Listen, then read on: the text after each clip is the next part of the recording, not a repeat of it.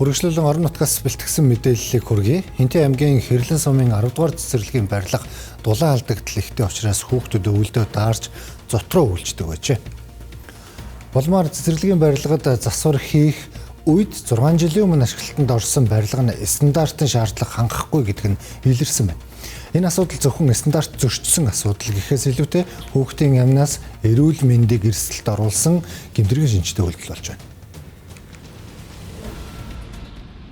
Хэрлэн сумын 10 дугаар цэцэрлэгийн барилгын гүйцэтгэгч компани нь өөр гүйцэтгэгчтэй гэрээлж бариулжээ. Ингэж барьсныг мэдээгүй хэмээн тайлбарлаж байна.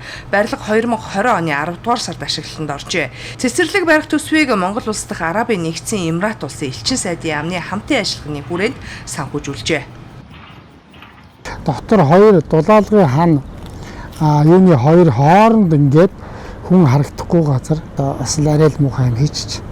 Түүнээс бол одоо ингээд нэг инженер одоо өглөө босоод ирэхтэн ч юм уу яваад ирэх хооронд энэ өрцөн тавиад ингээд сууж исэн юм харагдаж штэ.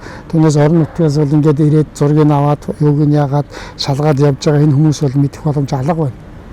Энэ бол тэргүй басаад хийх гээд ингээд хуулахлал гарч ирнэ нөхөөс гадна талынх нь өрлөг нь бол одоо зүгээр яг тоосгороо тэгшхэн сайхан гоё өрцөн зураг байгаа. Хэрлэн сумын 10 дугаар цэцэрлэгийн барилга дээр үүссэн асуудалд хөндлөнгийн мэрэгжлийн байгууллагын дүгнэлт гаргахаар Бүүвэ Цагаан Барс барилгын техник хяналтын мэрэгжлийн байгууллагын шинжээчид тус суманд очижээ. Дүгнэлт баяр наадмын дараа гарна гэлээ. Цэцэрлэгийн захиргаанаас дулаан алдагдлыг бууруулахын тулд олон удаагийн арга хэмжээ авсан ч барилгын дулаан алдагдал буурдаггүй байжээ.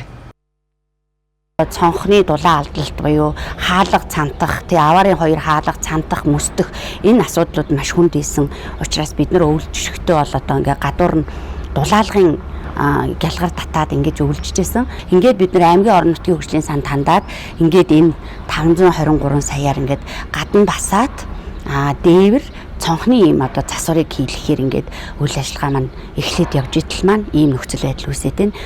Хинтээ аймгийн Хэрлэн сумын 10 дугаар цэцэрлэгт 140 хүүхэд суралцдаг. Энэ бол хүүхдийн эрх ашиг, эрүүл аюулгүй орчинд сурч хүмүүжих нөхцөлд занал хийлж байгаа хариуцлагагүй компани үйл ажиллагаа болоод сул хяналттай төрийн тогтолцооны бодит байдлыг харуулсан зөвхөн нэг жишээ. Хэрлэн сумын цэцэрлэгийн барилгын асуудлыг хэрхэн шийдвэрлэх нь орон нутгийн иргэдэд хүлээлт үүсгэсэн асуудал болоод байна.